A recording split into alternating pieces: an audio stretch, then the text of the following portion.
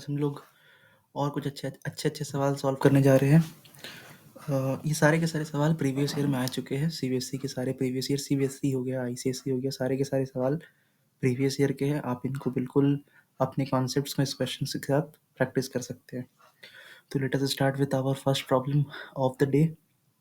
ये बहुत simple problem है। अब इसे स्टार्ट करते हैं। देखो, integration of x plus one into E का पावर x। अब यहाँ पर एक्सपोनेंशियल फंक्शन इंट्रोड्यूस हो गया है। बिफोर इट्स इंट्रोडक्शन मैं आपको बता दूं कि एक्सपोनेंशियल पावर का डिफरेंशिएशन ये भैया हमारे पास ई की पावर x होता है। अब डिफरेंशिएशन ई की पावर x है तो इंटीग्रेशन भी ई का पावर x ही होगा। ठीक है, तो इस दो रिजल्ट से मतलब ये स्टार्ट हो रहा था हमारा। तो अब इस क्वेश्चन को कॉपी करते हैं और चलते हैं अपने दूसरे स्क्रीन पर। हमारे पास क्वेश्चन है integration of x plus one times E X plus one times E का power x upon cos square है मेरे साथ, हाँ कॉस स्क्वायर अंदर में ई का पावर ई एक्स इंटू ई का power x dot d x. अब देखो, इसको सॉल्व करने के लिए हमें जो चीज़ समझने की ज़रूरत है वो है सब्स्टिट्यूशन। मैं किस फंक्शन को क्या समझ लूँ ताकि, अब देखो सब्स्टिट्यूशन का पर्पस क्या था। सब्स्टिट्यूशन का पर्पस ये था कि अगर मैं किसी चीज़ को टी मानूंगा, उसको डिफ्रेंशिएट करके हमारे पास रिमेनिंग टर्म्स को मैं अपने सब्स्टिट्यूशन के हिसाब से ऑपरेटर चेंज कर सकता हूँ। जो मैं कह रहा हूँ इसका मतलब ये है कि सपोज अगर हमने किसी चीज़ को टी माना, किसी चीज़ को कुछ वेरिएबल से आइडेंटिफाई किया है, सिंबलाइज किया है, तो अपॉन डिफरेंशिएशन मुझे कुछ रिमेनिंग टर्म्स को मैं हटा सकता हूँ। सब्स्टिट्यूशन का मतलब वही है। अभी इस फॉर्म ऑफ क्वेश्चंस को हम लोग डायरेक्टली इंटीग्रेट नहीं कर सकते, सब्स्टिट्यूट करने की ज़रूरत है। अब लॉजिक क्या होगा, हिंट क्या होगा। अब कॉस स्क्वायर ये पूरा का पूरा फंक्शन, आप फंक्शन के अंदर वाले फंक्शन को ना थोड़ा आइडेंटिफाई कर सकते हैं, इसे आप थोड़ा देख सकते हैं, इसे आप रफली सॉल्व कर सकते हैं कि क्या इसका डिफरेंशिएशन मुझे कुछ या फिर कहीं तक पहुंचा पाएगा क्या। तो let us have a look. Simple एक आइडिया डिस्क्राइब कर रहा हूँ। एक्स इंटू की पावर एक्स को मैं डिफरेंशिएट करने की कोशिश करूँ तो डिफरेंशिएशन का प्रोडक्ट रूल होता है, आपको पता होना चाहिए। हमारे पास दो फंक्शन होते हैं, f of x into g of x. Differentiation करने में पहला वाला डिफरेंशिएट हो गया, दूसरा वाला एज इट इज़ रहता है। First function into differentiation of second plus second function का डिफरेंशिएशन इंटू पहले वाले का इंटीग्रेशन। ठीक है, तो ये रूल है। तो अज्यूम कर लेते हैं, लेट x इंटू ई की power x equals to T मान लो, upon differentiating both side ODBS upon differentiating both side. देखो ये फर्स्ट फंक्शन, ये सेकंड फंक्शन, तो फर्स्ट फंक्शन इंटू इसका डिफरेंशिएशन यही रहेगा, प्लस सेकंड फंक्शन का second function into first function का डिफरेंशिएशन 1 हो जाएगा। तो ये हुआ equals to D T by D X. मुझे क्या मिला, मुझे मिला x इंटू ई के पावर x प्लस ई का पावर x इतना times d x equals to D t. अब देखो यहाँ पर ई की पावर x को मैं कॉमन ले लूँगा तो ई की पावर x और ये मेरे पास आ जाएगा x plus one dot d x equals to D t. देखो डिफरेंशिएट करने के बाद ना मेरा कुछ ना कुछ टर्म्स रिमूव हो गया, ये पूरा का पूरा टर्म रिमूव हो गया। इनके पूरे के पूरे जगह में मैं डी टी लिख सकता हूँ। तो now my question will look something like this. Integration ये पूरा का पूरा डी टी हो गया, नीचे में हमने हमारे पास कॉस स्क्वायर है और इस अंदर वाले को हमने टी मान रखा है, ये टी हो गया। ठीक है, तब ध्यान समझते हैं। अब इसको मैं क्या लिख सकता हूँ, इंटीग्रेशन कॉस स्क्वायर ऊपर चला जाएगा तो हो जाएगा sec square t into d t. तो ये डायरेक्टली इंटीग्रेबल है। सेक स्क्वायर एक्स अगर कहे या सेक स्क्वायर टी करे तो उसका इंटीग्रेशन हो जाता है हमारे पास tan of T plus c. अब ध्यान से समझना है, टी था क्या, टी हमने किसको माना था, टी था हमारा एक्स इंटू ई की पावर एक्स। तो भैया टैन एक्स इंटू ई की पावर एक्स प्लस सी, ये आपका आंसर हो गया। तो इस क्वेश्चन से सिर्फ आपको ये समझना है कि मुझे फंक्शंस के अंदर वाले को मैं ले सकता हूँ, मैं कंसिडर कर सकता हूँ, एक बार चांस लेके देख सकता हूँ कि अगर मैं उसे कुछ मान लूँ तो उसका डिफरेंशिएशन मुझे बाकी सारे टर्म्स के रिमूवल में हेल्प कर दे और साथ ही साथ पूरा का पूरा इंटीग्रेशन इंटीग्रेबल फॉर्म में आ जाए। तो ये क्वेश्चन हो गया। अब दूसरा क्वेश्चन देखते हैं, ये वाला cos x minus sine x. cos x minus sin x, cos x minus sin x,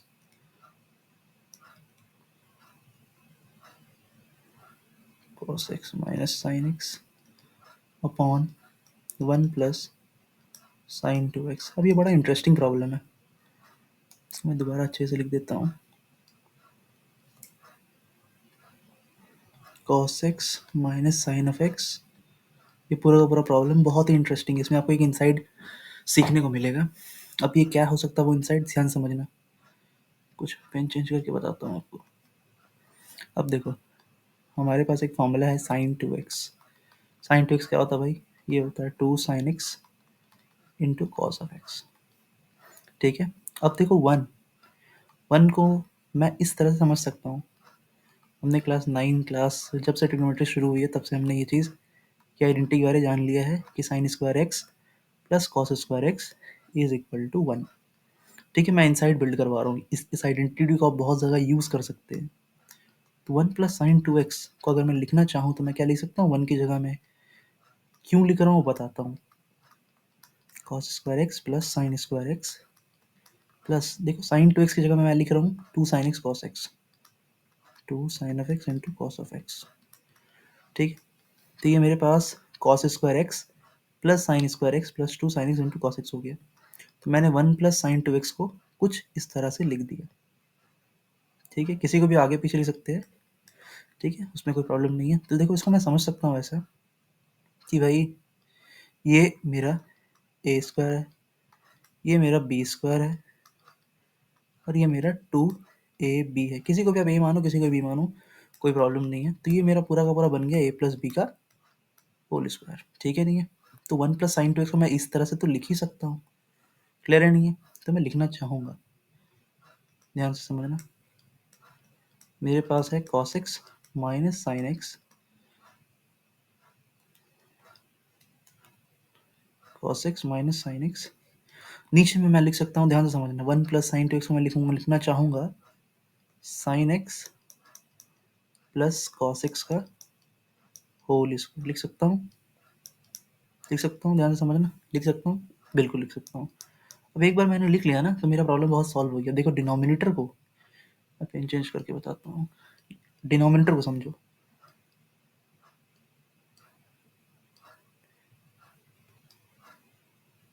denominator को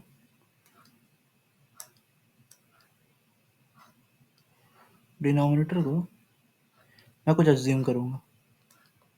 तो डिनोमिनेटर को अज्यूम करने पे वजह क्या है, मैं अज्यूम क्यों करता हूँ, मैं क्यों सब्स्टिट्यूट करने की कोशिश करता हूँ, ताकि अपॉन डिफरेंशिएशन मुझे कुछ रिजल्ट मिल जाए। अपॉन डिफरेंशिएटिंग बोथ साइड मुझे क्या, मेरा ध्यान से देखना, मैंने डिनोमिनेटर को टी माना तो साइन का डिफरेंशिएशन होता है कॉस, और कॉस का डिफरेंशिएशन माइनस साइन,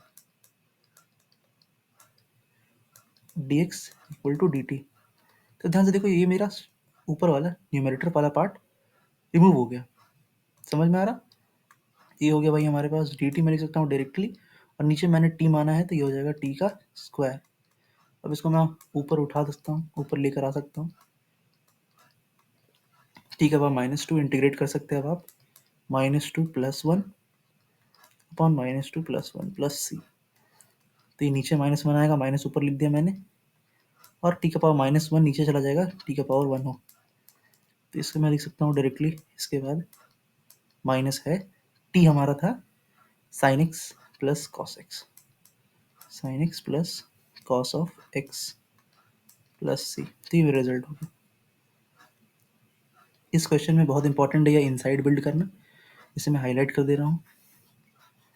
आप इस रिजल्ट को याद रखें, बहुत ज़रूरी है रिजल्ट, क्योंकि बहुत जगह बहुत सारे क्वेश्चन में हमें इसका यूज़ करना होगा, और इसे आप याद रखें। ठीक है, 1 प्लस साइन 2x, इसके साथ साथ मैं एक और बता देता हूँ जिसको आप याद रखना, वो है हमारे पास 1 माइनस साइन 2x। अब देखो इसको लिखने का ना, आप कुछ भी लिख सकते हो, ऐसा लिख सकते हो cos square x plus sine square x minus sine 2x। ठीक है, साइन 2x को मैं लिख सकता हूँ वापस से, इसको ऐसे ब्रेक करके लिख देता हूँ 2 sine X into cos x. जब भी इसको आप यूज़ करो ना तो एक मॉड ले लिया करो। ठीक है, किसी को भी आगे पीछे रखो, कोई प्रॉब्लम नहीं है।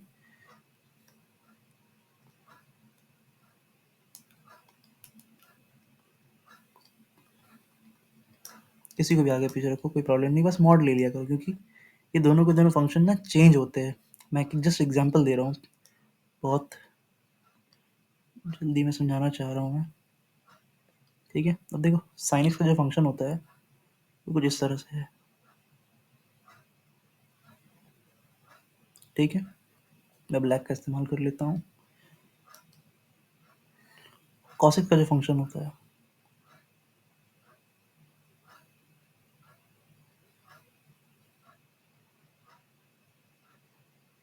जिस तरह से होता है, तो ये जो रीजन है इसको मैं कुछ और कलर से यूज़ कर लेता हूँ। देखो ये मैं क्यों बता रहा हूँ, बताता हूँ आपको। ये जो रीजन है ये हमारे पास 90 पाई बाई 4 45 डिग्री है, ये 45 डिग्री। ये जो हमारे पास रीजन है ये 90 पाई बाई 2। तब देखो ये ब्लैक वाला जो था, ये वाला ब्लैक वाला, ये फंक्शन है कॉस का, कॉस का फंक्शन, और ये रेड वाला ये है साइन का फंक्शन। कुछ रीजन डिफाइन है, ठीक है।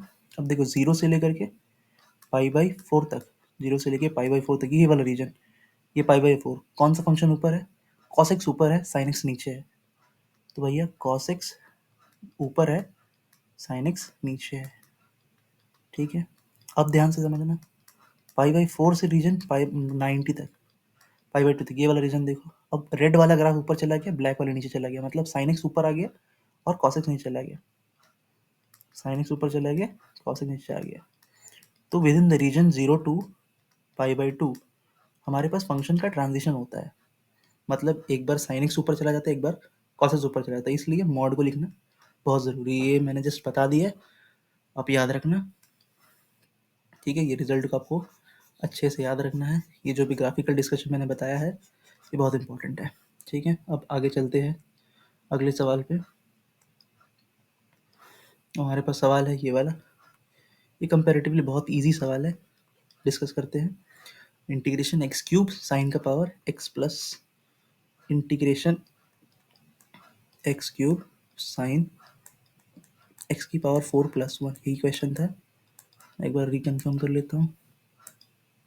हाँ जी, बिल्कुल ठीक। तब देखो इस पे क्या करना है, कुछ नहीं, जैसे मैंने आपको स्टार्टिंग क्वेश्चन में बताया कि फंक्शन के अंदर वाली चीज़ों को भी मैं सब्सटीट्यूट कर सकता हूँ, तो मैं करूँगा। देखो साइन के अंदर वाली चीज़ों को मैं लेके यूज़ करता हूँ। लेट एक्स का पावर 4+1 मैंने टी मान लिया, तो अपॉन डिफरेंशिएशन का डिफरेंशिएशन क्या होगा, 4x³ O D B S, upon differentiating both sides 4x³ plus ये 1 का 0 हो जाएगा equal to D T by D x. तो ये लिखा जाएगा 4x³ into d x equals to D t. अब देखो मुझे चाहिए क्या x³, मेरे पास क्या x³ और डी एक्स। ठीक है, मुझे इसको हटाना है, तो मैं x³ डॉट डी एक्स को मैं लिख सकता हूँ एज टी टी बट्टे 4 डी टी बाई 4। ठीक है, मैं वापस अपने क्वेश्चन में आता हूँ। x³ डी एक्स की जगह मैं लिखूंगा डी टी बाई 4। ध्यान से समझना, साइन मेरे पास एज इट इज़ रहेगा, अंदर वाले को मैंने माना है टी, तो ये साइन टी हो गया। फंक्शन कुछ इस तरह से दिखेगा, sine t d T by 4 integration, 4 बाहर आ जाएगा, 1/4 integration of sine t d t. अब बताओ साइन टी का इंटीग्रेशन क्या होता है, ध्यान से समझना। cos x का डिफरेंशिएशन होता है माइनस साइन एक्स, तो साइन टी या कह सकते हैं साइन एक्स, इसका इंटीग्रेशन हो जाएगा हमारे पास minus cos of t by 4। याद रखना बहुत इंपॉर्टेंट है, और ये जाएगा माइनस कॉस टी, क्या था टी हमारे पास था x+4, ये हो जाएगा x+4 प्लस 1 अपॉन 4 प्लस सी। ये आपका नतीजा है, ये रिजल्ट है इस पर्टिकुलर क्वेश्चन के लिए। नेक्स्ट क्वेश्चन पे चलते हैं। नेक्स्ट क्वेश्चन हमारे पास है ये, sec square under root x divided by under root x.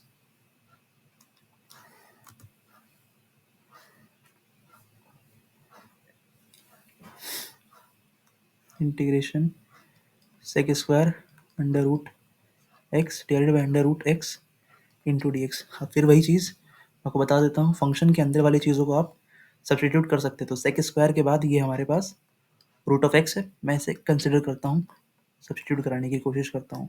तो रूट एक्स को मैंने मान लिया टी। अब इसे आप ऑन स्क्वायरिंग बोथ साइड करेंगे तो ये हो जाएगा x equals to t square, कोई बुराई नहीं है। अब आप कर दो ODBS, on differentiation of both sides, ठीक है। या फिर अगर आप डिफरेंशिएशन में एक रिजल्ट याद रखो, बहुत इंपॉर्टेंट है, ये बहुत ज़्यादा काम आएगा, वो है कि रूट एक्स का डिफरेंशिएशन होता है 1/2 रूट एक्स, ठीक है, ये याद रखना, ये वाला बहुत इंपॉर्टेंट है। रूट एक्स का डिफरेंशिएशन इज 1/2 रूट एक्स। अगर इसे आप ऐसे भी करोगे तो ये हो जाएगा भैया 1, इसे आप डिफरेंशिएट करोगे 2t dt बाई dx, इससे रिजल्ट निकल के आएगा dx equals to 2t dt। कोई प्रॉब्लम नहीं होनी चाहिए इसमें। अब ध्यान से समझना, इसको मैं सब्स्टिट्यूट कर रहा हूँ, integration sec square, root x को मैंने मान लिया t डिवाइडेड बाई, नीचे रूट एक्स को मैंने मान लिया t, dx की जगह मैं लिख सकता हूँ 2t dt। कोई प्रॉब्लम नहीं होना चाहिए। तो ये t कैंसिल हो गया, ये फंक्शन के साथ है, ये कैंसिल नहीं हो सकता। तो अब ध्यान से समझना, ये हो जाएगा integration of sec square t into 2, ये 2 बाहर में कर देता हूँ, और ये dt। तो सेक स्क्वायर का डायरेक्टली इंटीग्रेशन क्या हो जाता है भाई, ये डायरेक्टली tan हो जाता है, 2 tan of t plus c। ये हो जाएगा मेरे दोस्त 2 tan ऑफ t, क्या था, t माना था हमने, root of x plus c, ठीक है। ये रिजल्ट हो गया इस पर्टिकुलर क्वेश्चन का। लास्ट क्वेश्चन आज के सेट का, ये बहुत ही इंपॉर्टेंट होने वाला है, इससे आपको एक इंसाइट डेवलप होगा, और वो इंसाइट जानना ज़रूरी है थोड़ा। Integration of cos cube x divide by under root sine x.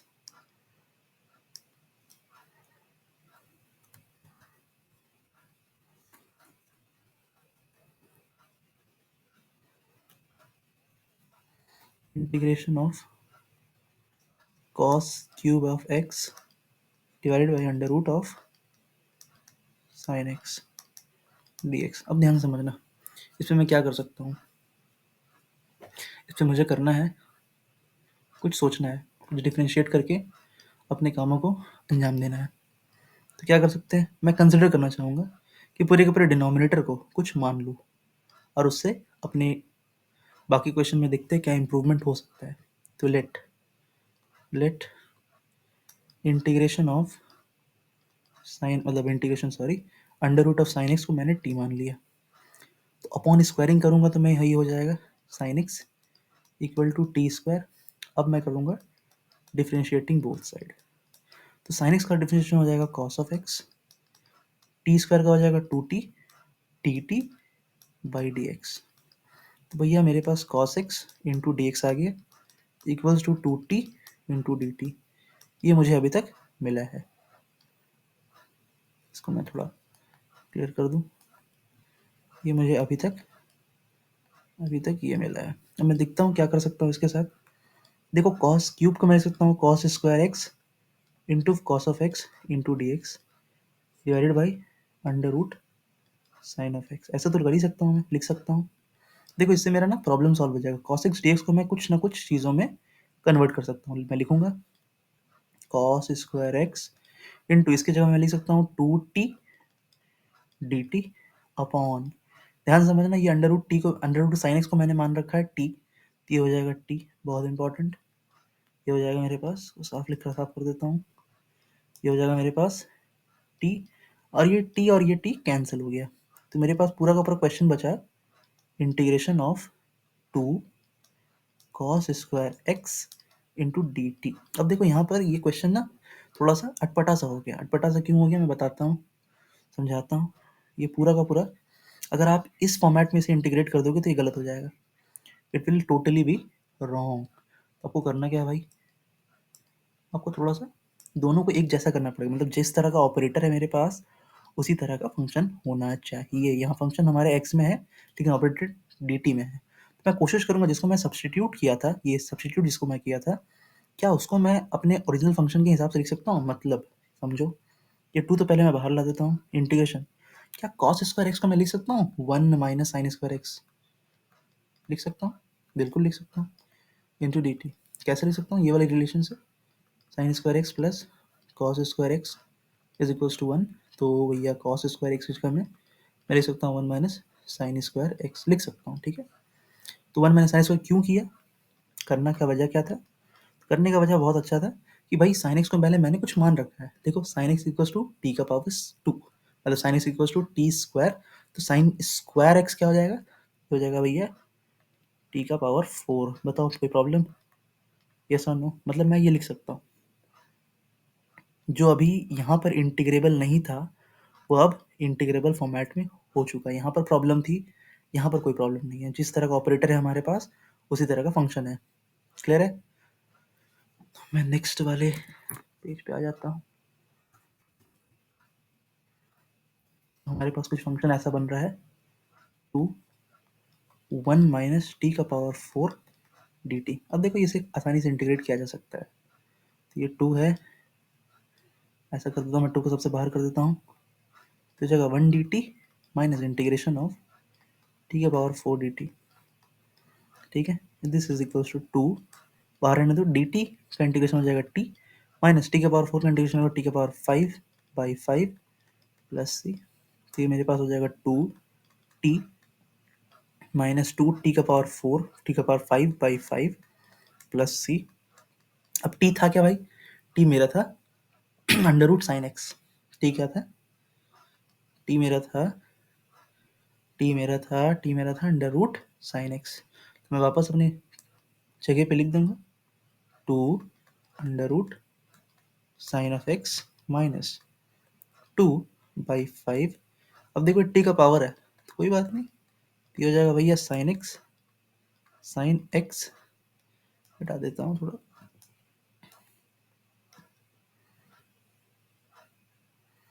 तो ये हो जाएगा भाई साइन एफ एक्स का पावर 5 प्लस सी। तो ये मेरा आंसर हो गया, दिस इज माई आंसर। फिर ये 5 क्वेश्चन, ये सारे के सारे प्रीवियस ईयर के क्वेश्चन में आ चुके हैं। इसमें सबसे इम्पोर्टेंट जो था, जो मैंने रिजल्ट्स बताया, आपको ये वाली इनसाइट बहुत अच्छे से याद रखनी है कि कभी ऐसा हो तो प्रोसीड नहीं करना अनलेस और अनटिल ऑपरेटर फंक्शन एक जैसा हो। फिर ये वाले ग्राफ का मैंने बहुत अच्छे से बताया, आपको याद रखना है कि कभी भी इस तरह का एक्सप्रेशन यूज़ करो तो आप मॉड का ज़रूर इस्तेमाल किया करो, क्योंकि जब रीजन चेंज होता है, जब हमारे पास एंगल्स बदलते हैं, तब उस जगह पे फंक्शन वेरी कर जाता है, जिसको मैंने थोड़ा सा बताने की कोशिश की है यहाँ पर। और उसके बाद कुछ इंपॉर्टेंट रिजल्ट्स जो मैंने यहाँ डिस्कस कराए थे यहाँ पर, इसको आपको याद रखना है। बस दैट्स इट फॉर नाउ। इसके बाद फिर हम डिस्कस करेंगे in the next class. Thank you.